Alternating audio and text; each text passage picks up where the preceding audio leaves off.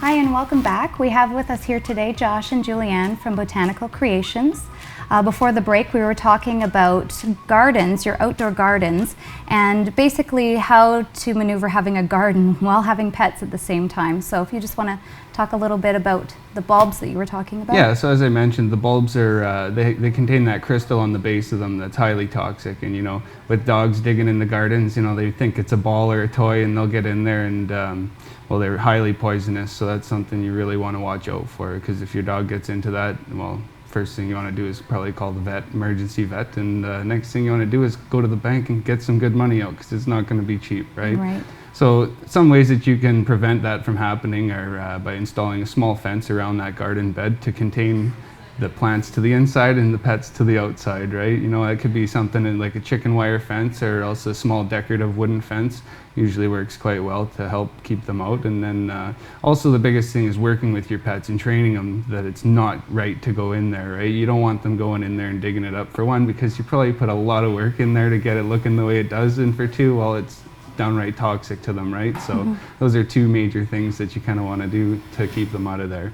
And another alternative to that is to do a raised garden beds. Raised garden beds are becoming ever more popular now, and especially in these days, and they're very easy to maintain. You're not down on your hands and knees digging around in there, and for the most part, if it's at the right height, your dog won't be getting into it, right?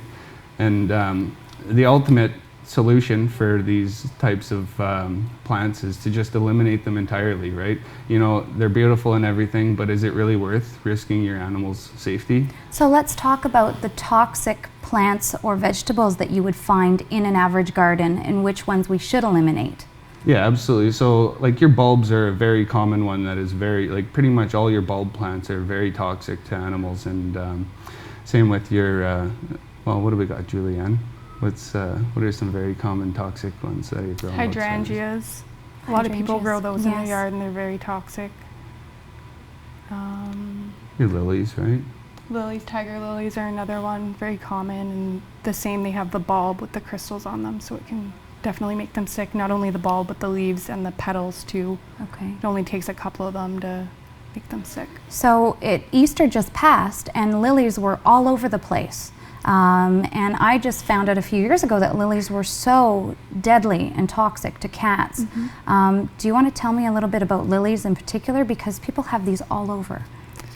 Well, I mean, with any holiday, excuse me, comes flowers and gifts that you'll receive or buy.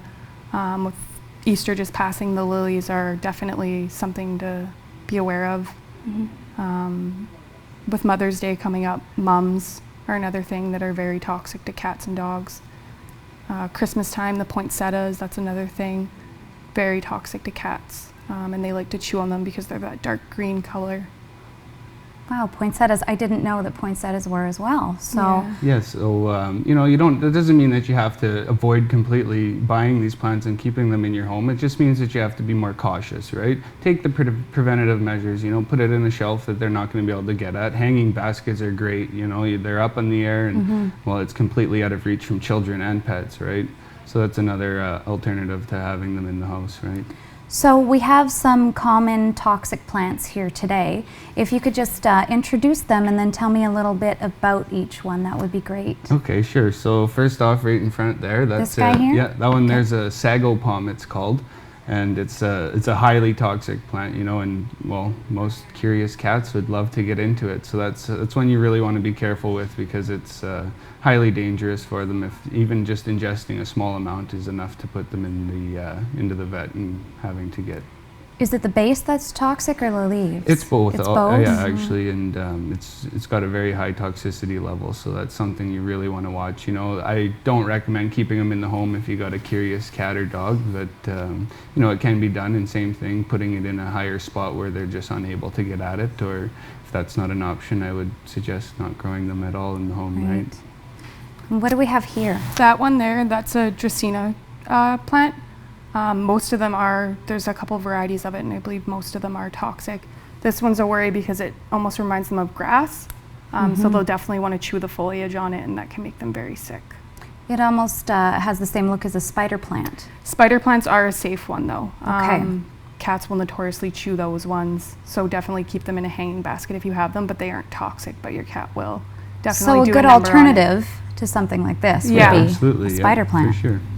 So this is a little interesting here. Is this what I think it is? Yeah, that one's a tulip. Tulips are So so that- common. That one goes back to the bulb plants. So that one is a bulb, and it's very common this time of year. You can buy them to keep indoors and then Yeah. replant outside once it's warm enough too. So these are highly toxic. Yeah, Yes. absolutely. Inside and out. Yeah, so. for sure. So that's when you really want to watch with your with your with your pets. Sorry. Your pets. And so what's this? This Tell one me. is a snake plant, so a Sansevieria, more commonly known as a mother-in-law tongue. That one contains something in it that definitely will make your cat very sick. Okay. And in the front here? And then the final one that we have here, that's an azalea. And they're very beautiful, very common flowering plant. You know, they'll flower sometimes twice a year for you. They put on a very gorgeous flower show. But again, they're a highly toxic plant. So if that's something you do desire to grow in the home, it's definitely something you want to keep out of the reach of your pets. So basically the majority is anything that's big and beautiful and flowers is most likely toxic. But Josh, you did some research and you found a website that was really great that will help you determine which plants are safe and which plants are toxic. Absolutely, yeah. So there's a website that's called the ASPCA, and it's basically a database for pretty much every plant you can think of. It has its toxicity or non-toxic, and it tells you the level of toxicity as well. So if it's a very dangerous plant, it's something that you most definitely want to watch for, and then there's ones with lower as well. And so with your toxic and non-toxic plants, either way, they're gonna, if your animal gets into it and eats it, they're probably gonna get sick. So even with your non-toxic plants, your animal may eat it and it will sometimes induce vomiting or diarrhea, but just because it's non-toxic doesn't mean that they're not gonna get sick. It just means that there's not a poison entailed in with the plant.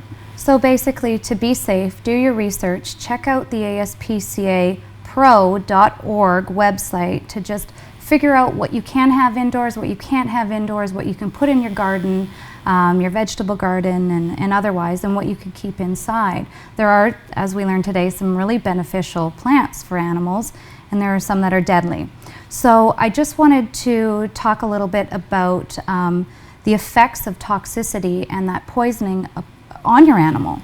So you touched a little bit there about Yeah, the drooling absolutely. and the signs and the symptoms, Yeah, basically. so some of the symptoms that you want to look out for is like heavy salivating, like drooling, and diarrhea, nausea, and ultimately cardiac failure, right? So hopefully that you will notice before the cardiac failure takes place.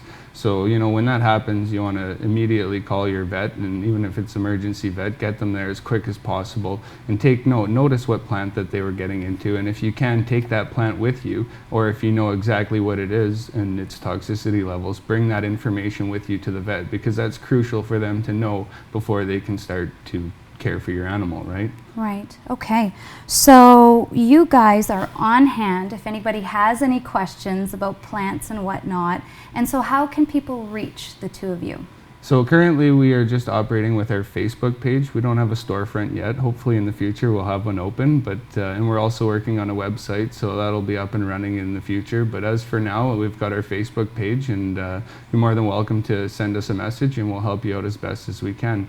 But ultimately, for the most reliable and vast database, you would go to the ASPCA website, and that'll fill you in with thousands of plants, pretty much every plant that you could think of. Great. So that's ASPCA, so that's the American website. So I just want to thank Josh and Julianne from Botanical Creations for being with us today. Thank you very much, guys. Thank Thanks you. for having us. Great It's show. been We're going to great. take a break and we'll be right back.